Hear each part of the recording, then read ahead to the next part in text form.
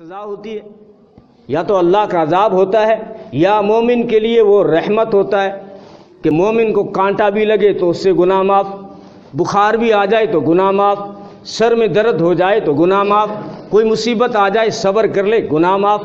یا تو اللہ کا عذاب یا اللہ کی رحمتیں۔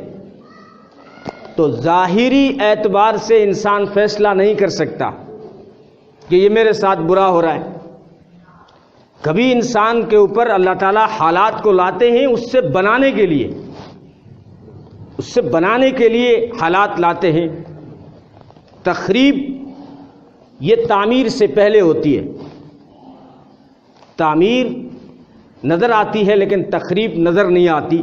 یہ بات آپ کو جلدی سے سمجھ میں آئے گی کہ آپ نے مدرسے کو توڑ دیا، آپ نے مدرسے کو شہید کر دیا، آپ نے مدرسے کے اوپر پھاوڑے چلائے، آپ نے مدرسے کے اوپر بلڈوزر چلائے، تو عقل سے پوچھو کوئی ظلم ہے؟ ظلم ہے؟ ظلم نہیں ہے، کیونکہ جو بگاڑا ہے بنانے کے لیے بگاڑا ہے۔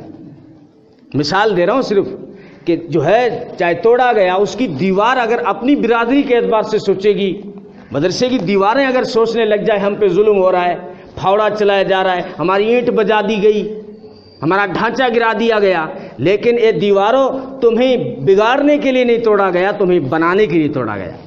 اللہ کبھی مسلمانوں پہ حالات لاتے ہیں، کبھی مسلمانوں پہ ظلم ہوتا ہے، تو اے مسلمان تجھے بگاڑنے کے لیے حالات نہیں آ رہے بلکہ تجھے بنانے کے لیے حالات آ رہے ہیں۔ تو تعمیر سے پہلے تخریب ہوتی ہے جہاں انسان کی سوچ نہیں پہنچتی۔